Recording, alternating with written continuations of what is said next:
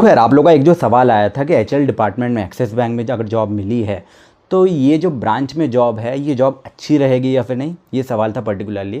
तो अगर आपके पास भी ऐसा कोई ऑफर लेटर आया है तो सबसे पहले तो एचएल डिपार्टमेंट को सही तरीके से समझ लो। एचएल सुन करके खुश मत हो जाओ, सेल्स देख करके आपको डायरेक्टली डर भी नहीं जाना है। सबसे पहले तो इसकी पूरी जानकारी ले लेनी है। एचएल डिपार्टमेंट में भी अलग अलग जगह होते हैं, अलग अलग रोल्स होते हैं, अलग अलग काम करने पड़ते हैं। सेल्स का ऑपरेशन हो गया, ठीक है, सेल्स हो गया, ऑपरेशन हो गया, प्रोसेसिंग हो गया, क्रेडिट हो गया, ये तीनों काम अलग अलग होते हैं, ठीक है, और अलग अलग जगह पर होते हैं। तीनों के बारे में पूरी डिटेल में बताने वाला हूँ इस वीडियो में। सीधे समझेंगे कि आपका एक्चुअल काम यहाँ पर क्या रहने वाला है, किस कंडीशन में, और आपको ये जॉब ज्वाइन करनी चाहिए या फिर नहीं। पूरा कन्फ्यूजन मैं यहाँ पर दूर कर दूंगा आप लोग का, ठीक है। और उसके बाद भी अगर कोई सवाल आता है तो आप लोग कमेंट सेक्शन में मुझसे पूछ सकते हो। सबसे पहले एचएल डिपार्टमेंट करता क्या है। एचएल का मतलब होता है होम लोन, ठीक है। जब भी कस्टमर को घर खरीदना होता है या फिर घर बनाना होता है, एग्जिस्टिंग होम लोन को किसी दूसरे बैंक से ट्रांसफ़र करना होता है, इसके लिए वो लोन लेता है।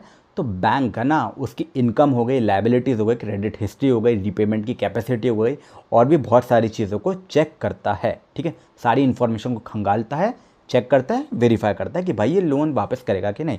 इस एप्लीकेशन की जो प्रोसेस होती है इसमें आ जाता है एचएल वाला डिपार्टमेंट पूरा का पूरा काम करता है, ठीक है। ये चीज़ हो गई। प्रॉपर्टी वेरिफिकेशन हो गई, एप्लीकेशन की रिक्वायरमेंट हो गई, इन सब चीज़ों को पूरा करने का काम, लोन को सैंक्शन करने का काम, डिसबर्समेंट करने का काम, ये पूरा का पूरा प्रोसेस रहने वाला है, ठीक है। पूरी प्रोसेस को अभी सही तरीके से समझाऊंगा, थोड़ा सा ध्यान से सुनना, ठीक है। एक इम्पॉर्टेंट बात, इसके बाद जो अपन लोग करने वाले हैं ना, तीनों के काम अलग अलग होने वाली है, यानी कि सेल्स ऑपरेशन हो गया और क्रेडिट में थोड़ा सा मैं आप लोगों को यहाँ पर डिफरेंस बताने वाला हूँ, ध्यान से सुनो।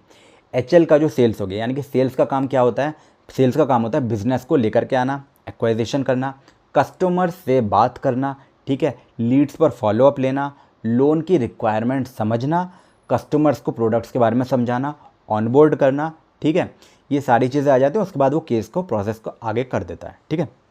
यानी कि अगर आपका काम सेल्स वाला है, यहाँ पर टारगेट्स और कस्टमर्स से बात करना, एक्वाइजिशन करना आपके पूरा का पूरा शेड्यूल का हिस्सा रहने वाला है, और टारगेट्स आपके यहाँ पर रहेंगे सेल्स वाले काम में। अब आ जाते हैं ऑपरेशंस वाली चीज़ में, ऑपरेशंस और प्रोसेसिंग वाली चीज़ में। इनका काम क्या रहने वाला है, यहाँ पर आपका काम रहने वाला है लोन की एप्लीकेशन को प्रोसेस करना, डॉक्यूमेंट्स को यहाँ पर चेक करना पड़ेगा, इन्फॉर्मेशन आपकी वेरीफाई करनी पड़ेगी, जिम्मेदारी वाला काम है। पेंडिंग डॉक्यूमेंट्स के लिए कोऑर्डिनेशन करना हो जाएगा यहाँ पर आपका काम, और उसके बाद एप्लीकेशन को आगे बढ़ा देते हैं ये, ठीक है। ये जो रोल है जनरली सेल्स से ज़्यादा प्रोसेसिंग का ओरिएंटेड होता है, ठीक है। उसके बाद आ जाते हैं क्रेडिट वाला पार्ट, ठीक है। क्रेडिट का जो काम होता है उसके बाद रिस्क को एसेस करना, ठीक है। कस्टमर की जो इनकम के डॉक्यूमेंट्स हो गए, लायबिलिटीज़ हो गई, क्रेडिट की प्रोफाइल हो गई, ठीक है, क्रेडिट हिस्ट्री हो गई, सारी चीज़ों को चेक करना होता है, ठीक है। इसके बाद ये इवैल्यूएट किया जाता है कि भाई ये सच में लोन वापस करेगा या फिर नहीं। सिंपल भाषा में मैं आप लोगों को बताऊं अगर, तो सेल्स का जो हो गया ना वो बिज़नेस वाला काम हो जाएगा, ऑपरेशंस वाला काम प्रोसेसिंग वाला काम हो जाएगा, और क्रेडिट वाला काम रिस्क को एनालाइज करना हो जाएगा, ठीक है। ये तीनों काम आप लोग अलग अलग एक बार ध्यान से सुन लेना, ठीक है। अगर सेल्स है तो आपको कॉल्स हो गया, फॉलोअप्स हो गया, कस्टमर्स की मीटिंग हो गई, कस्टमर के घर जाकर के डॉक्यूमेंट्स लाना हो गया, लीड्स को कन्वर्ट करवाना हो गया, ये सारे काम आपके रहने वाले हैं। ऑपरेशंस है तो यहाँ पर एप्लीकेशंस वाला काम आपका रहने वाला है, एप्लीकेशन को सही तरीके से एनालाइज करने वाला काम रहने वाला है, ठीक है। और अगर क्रेडिट है तो फाइनेंशियल इन्फॉर्मेशन हो गया, क्रेडिट की असेसमेंट हो गया, यहाँ से इन चीज़ों से जुड़ा हुआ काम आपका रहने वाला है। सिर्फ अगर कोई इतना बोले ना कि यार एक्सिस बैंक में एचएल डिपार्टमेंट में जॉब है, तो उसके काम का अंदाज़ा नहीं लगाया जा सकता। थोड़ा सा इस चीज़ को आप लोग समझ लेना, ठीक है। एग्जैक्ट डेजिग्नेशन और जॉब का डिस्क्रिप्शन आप लोगों को देखना पड़ेगा, इसलिए आधी इन्फॉर्मेशन मत प्रोवाइड किया करो, तो मुझे पूरी की पूरी इन्फॉर्मेशन यहाँ पर प्रोवाइड करनी पड़ रही है। करियर की ग्रोथ की अगर अपन लोग बात कर लें तो इस जॉब में अगर आप जाते हो तो लेंडिंग हो गया, बैंकिंग हो गया, इन सब चीज़ों का प्रैक्टिकल एक्सपीरियंस आपको मिल सकता है, ठीक है। सेल्स में कम्युनिकेशन और बिजनेस डेवलपमेंट, ये सारे काम आपके रहने वाले हैं। ऑपरेशंस का प्रोसेसिंग हो गई, मैनेजमेंट हो गया, क्रेडिट में आपके फाइनेंशियल एनालिसिस वाला काम हो जाएगा, रिस्क असेसमेंट वाला काम हो जाएगा, तो उन सब का आपको बहुत बड़ी एक्सपोजर यहाँ पर मिल जाएगा, यानी कि करियर यहाँ पर बहुत अच्छा बन जाएगा अगर आप स्टार्टिंग फेज़ में हो तो, ठीक है। फाइनेंशियल सर्विस के इसके बाद आप किसी भी फाइनेंशियल सर्विस में जाओगे तो वहाँ पर आपको अच्छी जॉब मिल जाएगी। लेकिन एक चीज़ आप लोग ध्यान रखो, सिर्फ बैंक का ब्रांड आपका करियर नहीं बनाता है, आपकी जो स्किल्स हो गई ये बहुत ज़्यादा मायने रखती है। जैसे सेल्स में आपकी स्किल्स ही पूरा का पूरा काम करेगी, क्योंकि इसके बाद आप कहीं पर भी जाओगे, ब्रांड देख करके आपको जॉब मिल जाएगी, लेकिन भाई आपकी स्किल्स आगे काम आने वाली है। तो अगर आप बैंकिंग में करियर बनाना चाहते हो और कस्टमर्स के इंटरेक्शन में कंफर्टेबल हो, तो भाई HL एक यूज़फुल स्टार्टिंग पॉइंट हो सकता है, ठीक है, अगर आप सेल्स वाले पार्ट में हो तो। लेकिन अगर आप सेल्स हो गया, टारगेट हो गया, फील्ड वर्क हो गई, इन सब चीज़ों को बिल्कुल भी नहीं करना चाहते, तो HL सेल्स से आप लोग थोड़ा सा भाई बच करके बाहर निकल सकते हो, ठीक है। ऐसी स्थिति में ऑपरेशंस हो गया, प्रोसेसिंग हो गया, क्रेडिट के रोल्स हो गए, इन सब चीज़ों से आप लोग ज़्यादा सूटेबल हो सकते हो, ठीक है। लेकिन एक बात याद रखना, आप बैंक में कहीं पर भी जाओगे तो आपको टारगेट वाला काम रहने वाला है। क्या एक्सिस बैंक की जॉब जो है, HL जॉब आपको ज्वाइन करनी चाहिए? तो मैं कहूँगा एक बार अपने हिसाब से देख लो, रोल अच्छा है, ठीक है, लेकिन एग्जैक्ट रोल एक बार जान लो, आपके हिसाब से एक बार देखो कि आप इस चीज़ में कंफर्टेबल हो या फिर नहीं। ऑपरेशन सीखने के लिए ये अच्छा ऑप्शन आपका हो सकता है, ठीक है।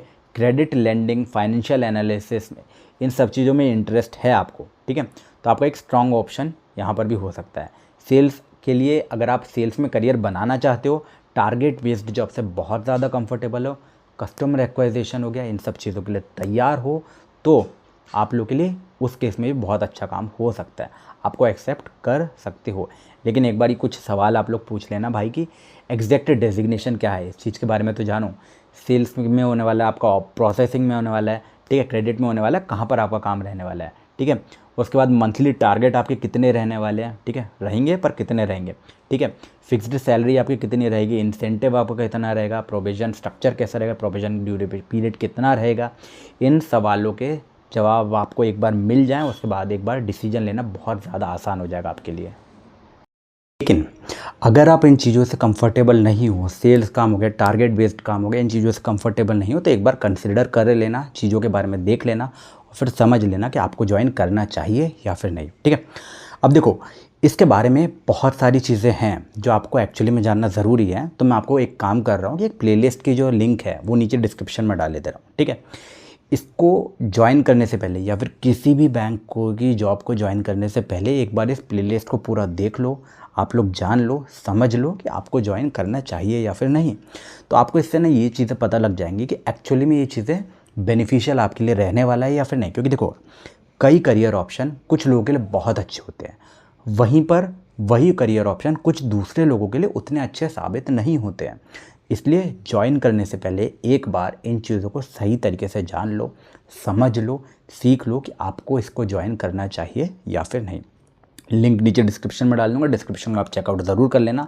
उसके अलावा आपका कोई भी सवाल होता है इन चीज़ों के अलावा, तो आपको करना केवल एक चीज़ है, कमेंट सेक्शन में अपने सवाल को डाल देना है। सभी कमेंट को मैं रीड आउट करता हूँ और उनको रिप्लाई भी करता हूँ, वीडियो बना करके भी उनका आंसर करता हूँ, ठीक है। इसके बाद भी अगर कुछ रह जाता है तो स्टिल आप लोग प्लेलिस्ट को चेकआउट कर सकते हो। एक्सिस बैंक की भी प्लेलिस्ट मैंने डाली हुई है, उसका लिंक भी नीचे डिस्क्रिप्शन में डाल दूंगा। ऑलराइट दोस्तों, तो आज के वीडियो में इतना है, अपन मिलेंगे अपने कल के वीडियो में, क्योंकि मैं रोज़ इस चैनल पर आप लोगों के लिए काम की वीडियोज़ लेकर के आता रहता हूँ। तो चैनल पर नहीं हो तो सब्सक्राइब ज़रूर कर देना, बेल आइकन दबा देना। तब तक के लिए बाय बाय।